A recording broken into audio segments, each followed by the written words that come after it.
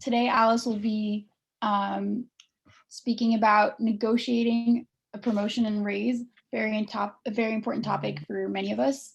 With that, I'll let you go ahead and introduce yourself, Alice. Hello, everyone.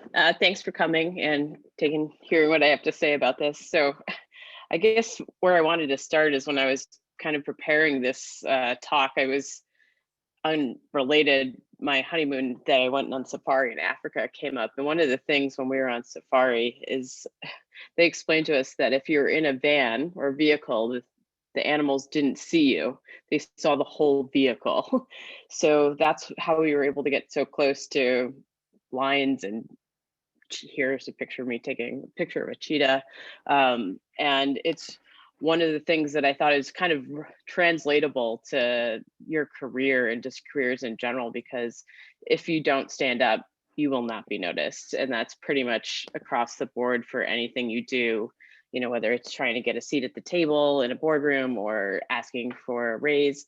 So I kind of wanted to start the talk off, you know, with that thought in mind when we're going through this. So just give you a quick overview about myself. I've been working to advance women for over 20 years now through community education, mentoring, and investing in both women's issues and female founders as well. I've done a lot of work, volunteer work, and on the board of directors of the Financial Women's Association based out of New York City. And some of the things I've had the opportunity to do there is act as a thought leader for the United Nations and the Department of Defense on female entrepreneurship in both the United States and developing countries, as well as design programs for basically developing leadership in big banks such as Morgan Stanley, BNY Mellon. And I also had the opportunity to work with one of the Fortune 100 banks on getting female leadership in the top 30% of their organization. So that was their goal that they were able to meet this past year. As you know, we're all investors. We invest in a very wide range of things, and we've had, you know, many ranging in topics. So kind of to get to where we're going. So the pandemic, you know, that's kind of something that's on everyone's mind here. Women are less likely to ask for a raise because they do not feel they're performing 100% during the pandemic. I just heard it on NPR yesterday, actually, which I thought was kind of fortuitous. You know, women 100% feel like they're not giving 100% to their job because they're at home with their family, whatever the circumstances might be. So they feel that that doesn't allow them to ask for it. One of the things that with this discomfort we're feeling is that with men versus women, asking for a promotion has fallen. Indeed did a survey, has fallen close to 10% for women compared to 4% for men. As well as for men ranging from age 18 to 29, they have not felt this discomfort and they feel perfectly comfortable asking for a raise. So what does that mean for us and for your career? So what this really means is that gender gaps existed before the pandemic. They will definitely widen after the pandemic. So this is very important to take note. One of the things that I am is a numbers person. And so one of the things that I think that I'll show you is what does this actually mean for you?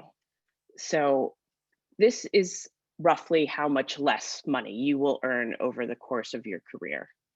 Now that's a pretty staggering amount. And because we're in finance, that number would probably be slightly higher. So this is just by filling in that gap and not asking.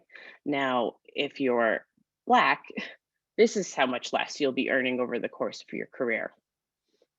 And unfortunately, if you're Latino, this is how much less you'll be earning over the course of your career. So this is why it is so important to stand up and ask for a raise.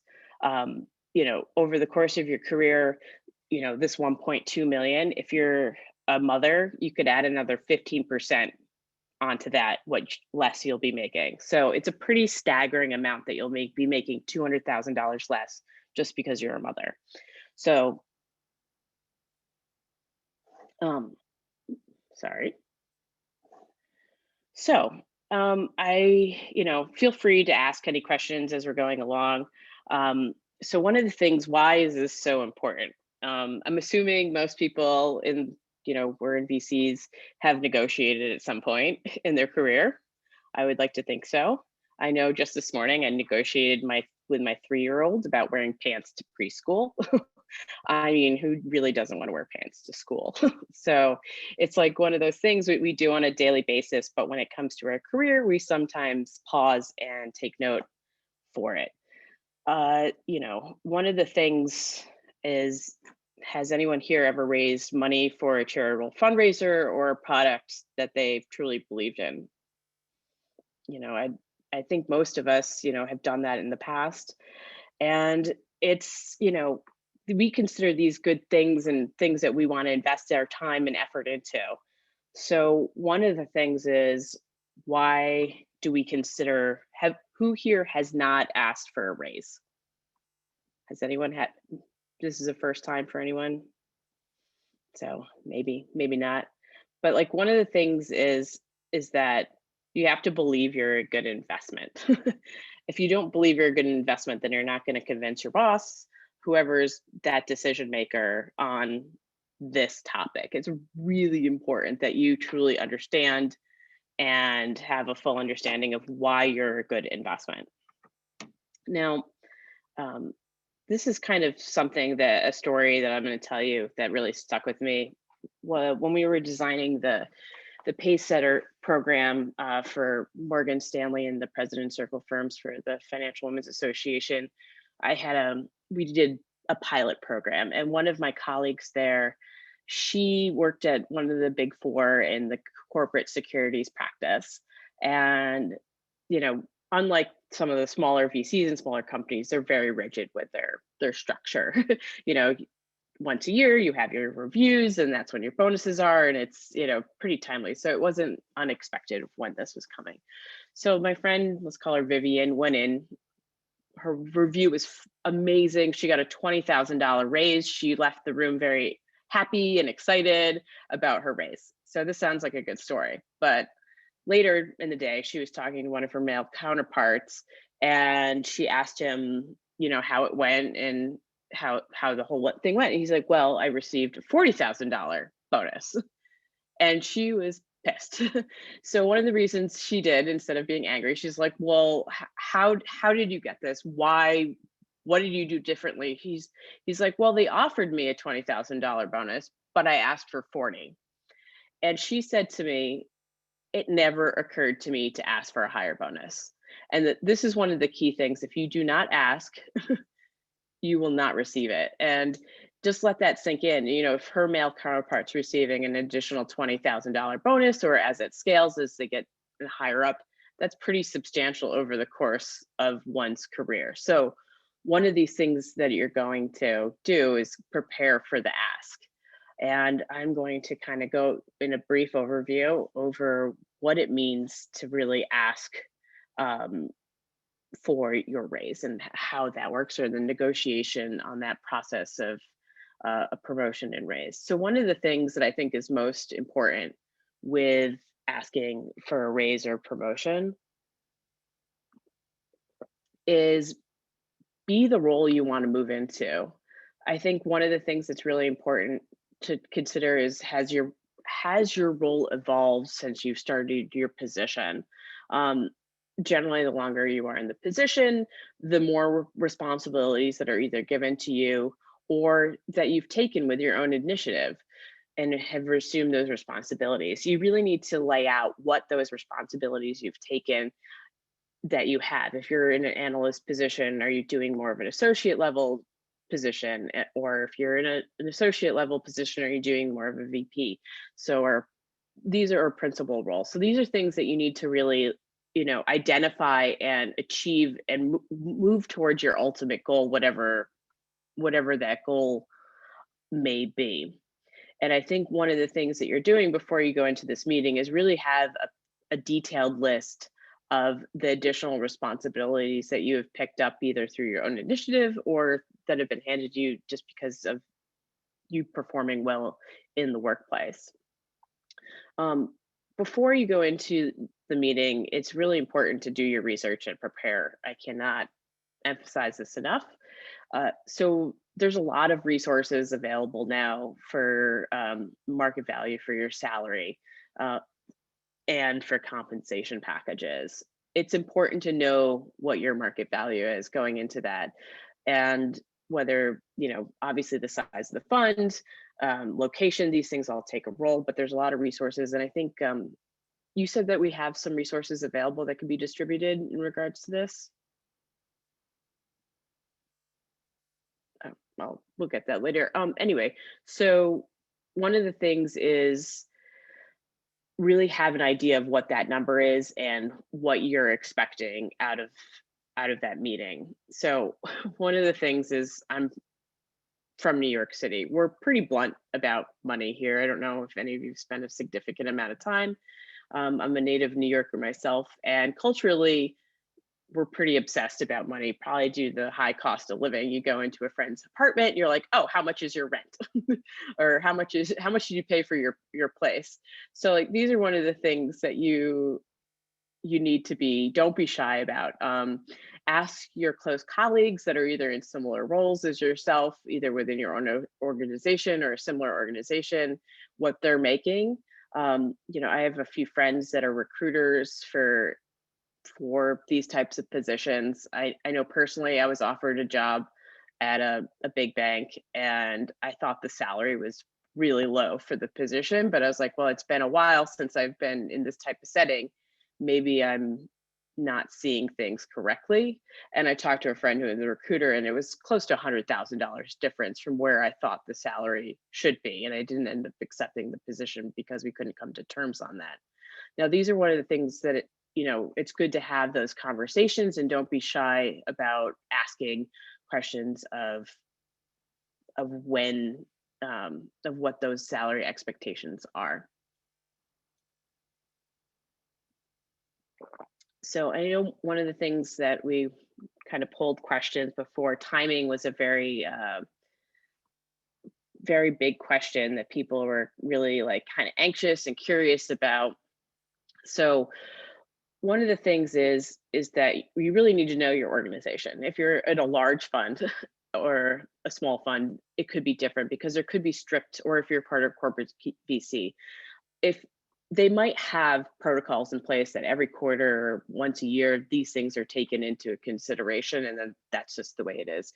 But with the smaller funds, it's pretty flexible, has been my general overview on this. So one of the things that you're really looking for that timing is either do it around one of your review periods. And if it's outside of that review period, if you're looking for a raise because you really feel like you've been killing it and you want to bring in, you deserve more. And that's one of those times that's really key to do this, is around a milestone. Now, what kind of milestones, that's really dependent to your position, whether it's, possibly, you've brought in several deals over the past couple of months that the funds invested into. Those were your deals, you sourced them, you did the due diligence, and then, they decided to invest in. So I would do it around one of those types of milestones, or maybe they're raising a new fund and you brought in an LP. Like, these are types of milestones that you can, time these conversations about. And I think one of the things is people are always nervous about how to ask. And this is one of the things that I think is also dependent on your organization and knowing your boss. So if your boss is one of those people that's just upfront, no type of bullshit, just wants it straight up, just send them an email with the ask. I would like to have a conversation about a raise and a promotion. There's no point beating around the bush. These are one of the things we all negotiate professionally for a living. There's no reason why you would go up to one of the companies you're investing with and being like, having, so how you doing kind of conversation about the terms of your deal that you're about to close. It's the same concept. And I would take, your career just as seriously and that investment of time and those as you would if you were going to invest into a deal. So one of the things that is really important to do is I would set up a time and a place where, there's not a lot of stress around it. If you're closing a deal that week, schedule it for the week after. Don't, if there's holidays or if they're about to go on a holiday, like these are things that you want to avoid as well when there's something that could be a stressor on the situation. You want to make sure that's in the best light possible. Also, that something very important is to not circumvent your boss or the internal protocols for promotion. So beware what they are in advance. And these are something you might do accidentally. If you talk to your boss's boss and it comes up as a matter of conversation, you bring it up as a matter of conversation, just as a thought. These are things that could really ruffle feathers in the wrong way. So these are things that you need to be conscientious of in the workplace. Now, being remote, I honestly think it makes it a little bit easier to negotiate these schedules because everything is, those loose interactions are not happening. And you could schedule the time in person, via Zoom or whatever, to have that time specifically for that. And I think it's important to pick that time wisely. If your boss likes to kick off with their family at noon on Fridays, don't schedule it for that period of time. If Mondays are always crazy busy, don't schedule it for that time. So these are things you need to know your environment and take into consideration.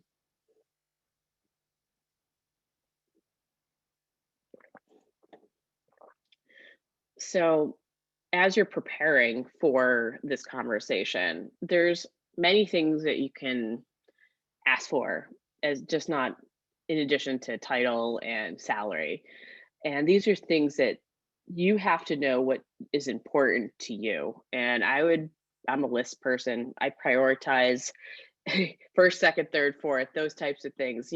Some of the obvious ones other than raise and title is, carry additional benefits, time off, professional education, I think is quite often overlooked and can be very good to look at as well, whether it's joining a professional organization or asking for them to give you a stipend for your MBA, whatever that might be.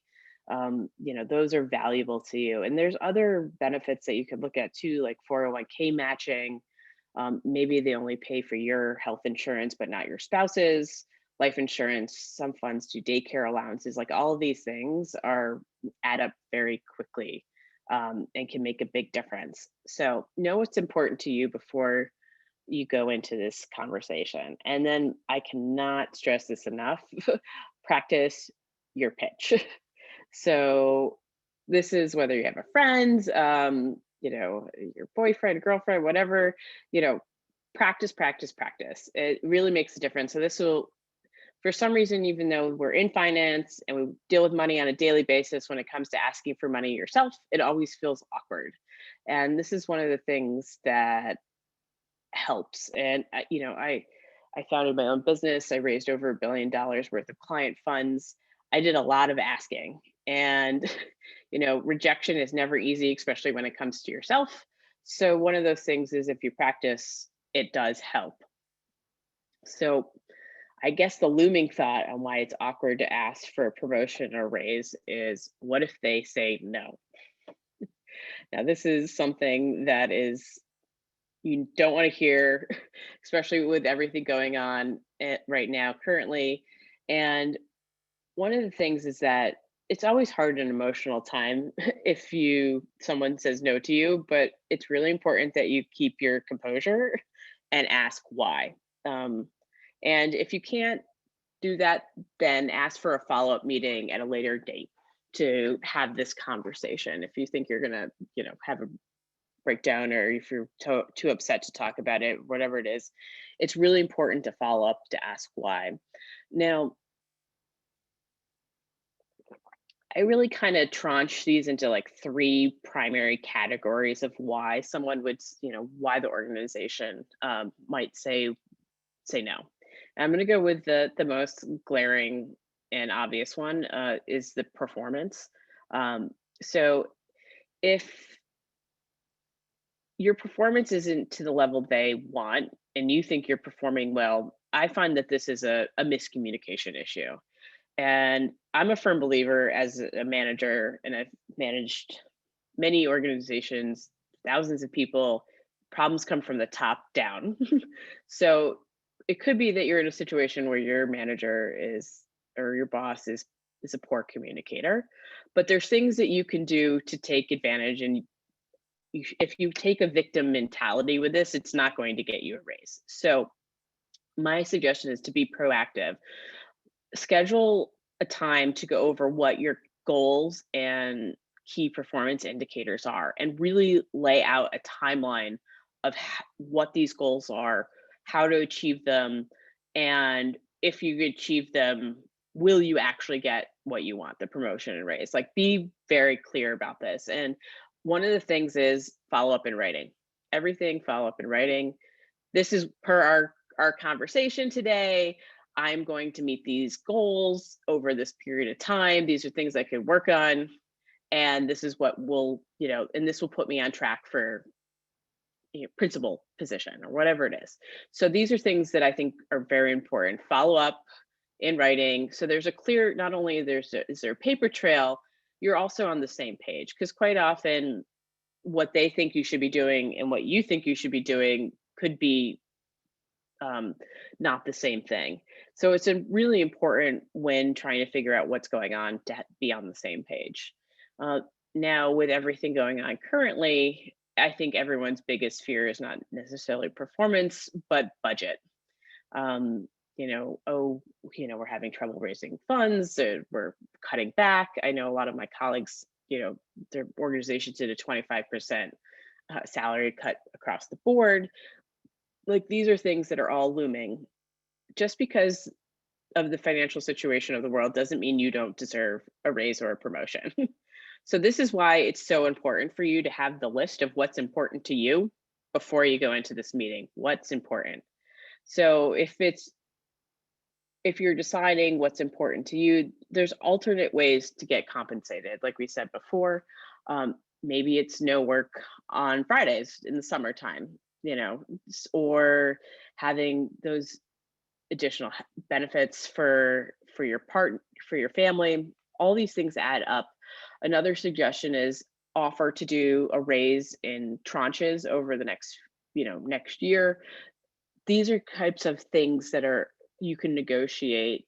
Carry is something you can always negotiate at this point, because it's not money they have now, it's money they have tomorrow. So that might not help your financial situation today, but it's also more appealing, and you're getting some of the upside, especially as an analyst or an associate. You probably aren't currently getting carry, would be my assumption in those types of positions, depending on the fund you're in. So this would be a perfect time to be able to negotiate that with the deals you're working on. So when you go into this conversation, make sure you know what is important to you. And one of the things that I think quite often is important to people is a title. I know finance is very title dependent. This would be also a time to consider, if they gave you the promotion of title, if that's worth it for you or not. And I have mixed feelings about this personally, because I think it sets a bad precedent, because you are assuming a higher workload for the same amount of money. But this is kind of segueing into my next tranche of none of the above. Maybe it's time for you to look for a new position elsewhere. If you feel that you're not going to grow or that additional salary is not going to come in the organization you are, asking for that title increase is very important to do, because it puts you in a good position to be able to look for a job elsewhere. So these are things that, if your boss says no to you, to really take into consideration beforehand, to know what you want. And as the way of, like, for time for looking for a new position, something interesting, my best friend, she worked, she was in middle management in the firm she was in, and she got offered a really good job offer, and she decided to take it. And when she went to say, put in her resignation notice to where she currently was at, they asked her why she was leaving, and she told them it was because of salary. And they not only did they match her salary, they gave her a $20,000 bonus, plus giving her a sabbatical for 2 months to take the rest that she said she needed from the high stress of her position. So, like, these are things she's like, I didn't even know that I could ask for these things to begin with. And so, if you don't ask, you won't know. And definitely, if you have a position lined up that you could be going to, it can be leverage for where you're at. But you have to be careful with that, especially in the VC world, because if you're using another fund as leverage to get a better role in your current fund, you could be possibly burning bridges. And it's good to be honest and have those conversations with them if that's the case, if you're trying to make a decision between where you want to be in the next step of your